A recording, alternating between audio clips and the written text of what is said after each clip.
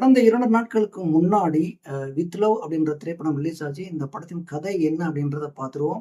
இப்ப ஹீரோவுக்கு வந்து பெண் பாக்குமரம் நடக்கிறது. ஹீரோவோட அக்கா வந்து ஒரு பெண்ண பாத்துர்றாங்க. காஃபி ஷாப்ல மீட் பண்ணி 2 பேரும் வந்து பாத்தீங்கன்னா, ஒரு முடிவு செய்யுங்க அப்படின்னு சொல்லி சொல்றாங்க. அப்ப 2 பேரும் மீட் பண்றாங்க.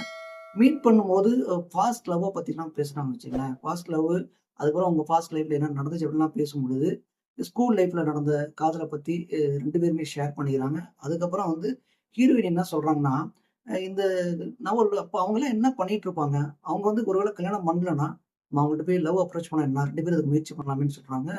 ஹீரோ கொஞ்சம் டென்ஷன் ஆனாலுமே, ஒரு பக்கம் ஒரு ஃபீல் பண்றாப்ல. ஆனால் ஹீரோ வந்து ஒரு முஸ்லீம் பெண்ண லவ் பண்ணது, அவங்க மேரேஜ் ஆகி ஃபாரின் போன இந்த விஷயம்லாம் தெரியும்.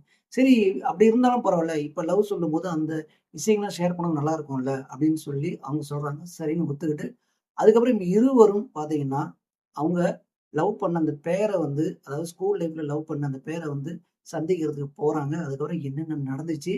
அதுக்கப்புறம் வந்து அவங்க லவ்வ சொன்னாங்களா? இல்ல உண்மையுமே கல்யாணம் மேரேஜ் ஆயிடுச்சா? இல்லையா? மேரேஜ் ஆகணும்னா இவங்க 2 பேரும் அவங்கள்ட்ட சேர்ந்தாங்களா? இதெல்லாம் தான் ஸ்க்ரீன் பிளேவா பண்ணியிருந்திருக்காங்க. இந்த கதை கேட்கும்போது ரொம்ப டிஃபரெண்டா இருக்குல்ல?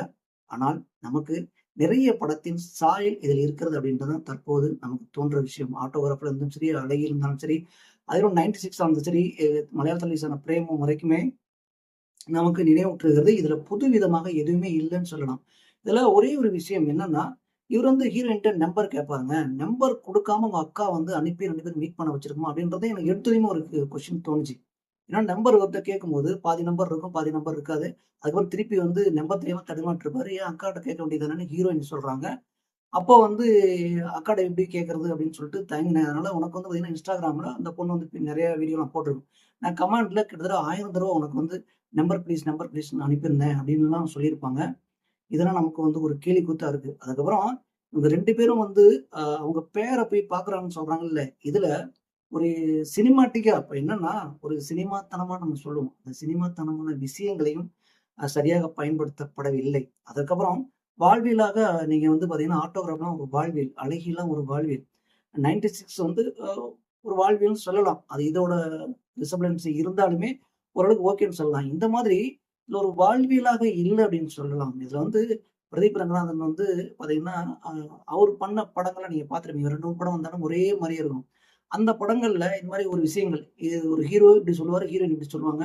அதுக்குள்ள ஒரு சம்பவம் நடக்கும். அந்த மாதிரி இப்படி எனக்கு தோணுது என்ன பண்ணலாம் அப்படின்ற விஷயங்கள் வந்து, நீங்க கதை சுவாரஸ்யமாக ஒரு திரைப்படம் பார்க்குவது போல இருந்ததுன்னா ஓகே தாங்க. இதுல எமோஷன் எதுவுமே கனெக்ட் ஆகும்போது, நீங்கள் வந்து ஒரு பொழுதுபோக்கு படமா கொண்டு போயிருந்தீங்கன்னா, ஓகே நம்ம உட்கார்ந்து பார்த்துருக்கலாம்.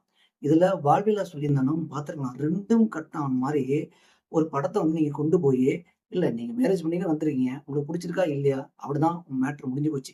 அதுக்கப்புறம் அவங்க என்ன பண்ணியிருக்காங்க, அதான் கல்யாணம் ஆயிடுச்சு அப்படின்னு சொல்லும்போது, அவங்கள போய் மீட் பண்ணி லவ்வ சொல்லும்போது, அங்க வந்து என்ன வேணாலும் நடக்கலாம் இல்லையா? இப்படிலாம் எதையும் யோசிக்காம சிறுபிள்ளைத்தனமா ஒரு விஷயத்த இவங்க சொல்லுவாங்களாம், திருப்பி டிராவல் பண்ணுவாங்களாம். இப்படியே திரும்பி பின்னாடி போய்க்கிட்டே இருப்பாங்களாம். அவங்கள்ட்ட போய் லவ் சொல்லும்போது, ஹீரோ போய் லவ் சொல்லுவாரு. சொல்லும்போது என்ன சொல்லலாம், "எனக்கு மேரேஜ் ஆயிடுச்சே" அப்படின்னு சொல்லுவாங்க. ஏதாவது எமோஷனல் கனெக்ட் ஆகுதா? நீங்களே பாருங்களேன். இப்படித்தான் இதில் திரைக்கதை அமைத்திருக்கிறார்கள். அதுல வந்து ஃபர்ஸ்ட் ஹாஃப் நம்ம சொல்லணும்னா, ஏன்னா அவங்க 2 பேரும் மீட் பண்றாங்க. மீட் பண்ணி அதுக்கப்புறம் நடக்கும் இந்த சம்பவங்கள் எல்லாம் எதுவுமே சுவாரஸ்யமே இல்லங்க. ஒரு சீன் ஆரம்பிக்கிறதும் முடிவதற்கும் பார்த்தீங்கன்னா, நம்ம அடிக்கடி இதுதான் சொல்லுவோம் ஸ்க்ரீன் பிளேல. ஒரு சீன நீங்க ஆரம்பிச்சிட்டீங்கன்னா, அத முடிக்கும்போது அந்த சீனோட டெப்த்து, சுவாரஸ்யம், அதுல காமெடியா நீங்க சொல்ல வரீங்களா? எமோஷனல் சொல்ல வரீங்களா? இல்ல த்ரில்லரா ஏதாவது பண்றீங்களா? என்ன நடக்குது அப்படின்றத சொல்லல அப்படின்னா, ஆடியன்ஸ்ட்ட போய் அது ரீச் ஆகவே ஆகாது. அந்த மாரி தான் சீனோட வடிவமைப்பே இருக்கு. எந்த கேரக்டருமே வந்து நமக்கு ஞாபகமே இல்ல. இதுல ஹீரோயின் வந்து ரொம்ப கியூட்டா நல்லா நடிச்சிருக்காங்கன்னு சொல்லலாம். ஹீரோ ஓரளவுக்கு நடிச்சிருக்காரு. ஏன்னா, இதுக்கு முன்னாடி பார்த்தீங்கன்னா, அவரு ஒரு திரைப்படத்தை இயக்கியவர். அதாவது டூரிஸ்ட் ஃபேமிலி அப்படின்ற திரைப்படத்தை இயக்கிய இயக்குனருங்க. இந்த இயக்குனர் இந்த படத்துல ஓரளவுக்கு வந்து நடிச்சிருக்காருன்னு சொல்லலாம். ஆனால் என்ன விஷயம் அப்படின்னு பார்த்தீங்கன்னா, இந்த பிரதீப் நங்கரான் ஒரு அழுவும் பொண்ணும் வந்து தெரியுங்களா? பயங்கர ஒரு சேட்டை பண்ணுவான். அவர் தான் நடிப்புன்னு சொல்லிட்டு. ஏன்னா, அவர் தனுஷோட சாயல் இருக்குன்னு சொல்லுவாங்க. இது 2ம் கலந்த கலவையா நடிச்சிருக்காரு அப்படின்னு சொல்லலாம். அங்கங்க ட்ரை பண்ணியிருக்காரே தவிர, எதுவுமே வந்து புதுசா வந்து அந்த என்ன சொல்றது? அந்த கேரக்டரைசேஷன ஒண்டி இப்போ அ அந்த பொண்ணு கூட டிராவல் பண்ணும்பொழுது, இவன் கேரக்டர் என்ன நமக்கு தெரியும்ல. அந்த விஷயங்களும் சரியாக வடிவமைக்கப்படல. இதுல இன்னொரு விஷயம் வந்து, ஆழமா வந்து எனக்கு தோணுன ஒரு விஷயங்க. ரொம்ப வருத்தப்பட்ட ஒரு விஷயம் கூட வச்சுக்கங்களேன். ஹீரோ வந்து மிடில் கிளாஸ் ஃபேமிலியா? இல்லையா? இல்ல ஹை கிளாஸ் ஃபேமிலியா? இங்கே ஹீரோயினி மிடில் கிளாஸ் ஃபேமிலியா, ஹை கிளாஸ் ஃபேமிலியா? திடீர்னு பார்த்தீங்கன்னா அங்கே ஸ்மோக் பண்ணுறாங்க. உடனே வந்து 2 பேரும் சேர்ந்து ட்ரிங்க்ஸ் பண்ணலான்றாங்க. ட்ரிங்க்ஸ் பண்ணால் இவனுக்கு பிடிக்குமா பிடிக்காதா? இல்லை அந்த பொண்ணு வந்து இப்போ ட்ரிங்க்ஸ் பண்ணால் பிடிக்குமா? இவங்களாம் இப்படி தான் வாழ்வாங்களா? இப்படின்ற விஷயங்கள் எல்லாம் இருக்குல்ல. என்றைக்குமே கலாச்சாரங்களை உள்ளே கொண்டு வந்தும் இந்த low class family, middle class family, high class family, இந்த விவிஐபின்னு சொல்கிறாங்களே, இந்த மாதிரி விஷயங்கள் எல்லாம் நீங்கள் உள்ளே சொல்லாமல் ஒரு கேரக்டரைசேஷனை வடி வைக்காமல் நீங்கள் வந்து போனீங்க அப்படின்னா கதை இப்படி தான் போகும். இப்படி தான் இருக்குது. நம்ம சொன்ன ஏதாவது உங்களுக்கு டென்ஷன் ஆகுதா இல்லைங்களா? இந்த மாதிரி நிறைய கன்ஃபியூஷன்கள் உள்ளே போட்டு, ஏன்னா திடீர்னு வந்து பார்த்தீங்கன்னா ஒரு டென்ஷனாக வரான். ஹீரோயின் என்ன பண்ணும், அதை சரக்கு அடிக்கலாம் அப்படின்னு கேட்கும். நமக்கு ஷாக் ஆகுதுங்க. ஹீரோக்கு ஏன் ஷாக் ஆகல? அப்போ அது உனக்கு சரக்கு அடிப்பியா இல்லையா, உனக்கு ட்ரிங்க்ஸ் பண்ணியா இல்லையா அப்படின்னு இவன் கேட்டிருக்கணும். இல்லைன்னா அதுக்கு ரீசன் ஏதாவது சொல்லியிருந்துருக்கணும். இல்லைன்னா இவனுக்கு இது பிடிக்கும் அப்படின்றத நீங்கள் வந்து எங்கேயாவது மென்ஷன் பண்ணியிருக்கணும். எதையுமே இல்லாமல் என்னென்ன பண்ணுறாங்களோ அப்படியே ராவாக போய் அப்படியே ராவாக முடியுது அப்படின்னா, இந்த கிளைமேக்ஸில் வேற இந்த பக்கம் ஹீரோ லவ் பண்ண பொண்ணு மேரேஜ் ஆகிடுச்சு. இவர் லவ் சொல்லுவார், அங்கே ஒன்றும் இல்லை, உப்பு சப்பாக போயிடுச்சு. இந்த பக்கம் ஹீரோயினி அவன் லவ் பண்ண பையனுக்கு வந்து பார்த்தீங்கன்னா கல்யாணம் ஆகிருக்காரு. ஆனால் அவங்க 2 பேரும் வந்து சேர்ற மாதிரி இருக்கும். ஆனால் அங்கே வந்து ஒரு ஃபீலை கட் பண்ணி கிளைமேக்ஸில் ஒரு கச்சா மச்சா பண்ணி ஒரு விஷயத்த பண்ணியிருக்காங்க. எதுவுமே ஒட்டவே இல்லை.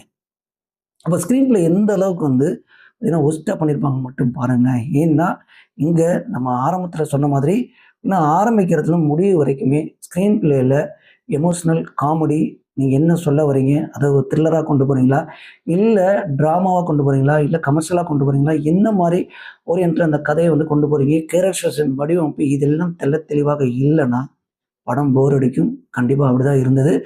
ஒன் டைம் பார்க்குறதுக்கு, அதாவது இப்போ இருக்க 2K கிட்ஸ், அதாவது இந்த ஜென்சிக்கெல்லாம் வந்து படம் நல்லா இருக்கு அப்படின்னு சொல்கிறாங்க. ஆனால் படம் வந்து ஏன்னா மேலோட்டமாக பார்க்கும்போது நமக்கு ஏதோ ஒரு விஷயம் டிஃப்ரெண்ட்டாக பண்ணியிருக்காங்களா அப்படி தான் தோணுதே தவிர எதுவுமே கனெக்ட் ஆகலை. நம்ம ஆல்ரெடி சொன்ன மாதிரி எந்த கேரக்டருமே, எந்த சீனுமே, எந்த டயலாக்குமே மனசில் நிற்காம தான் இருக்குது இந்த வித் லவ், அதாவது வீணா போன லவ்.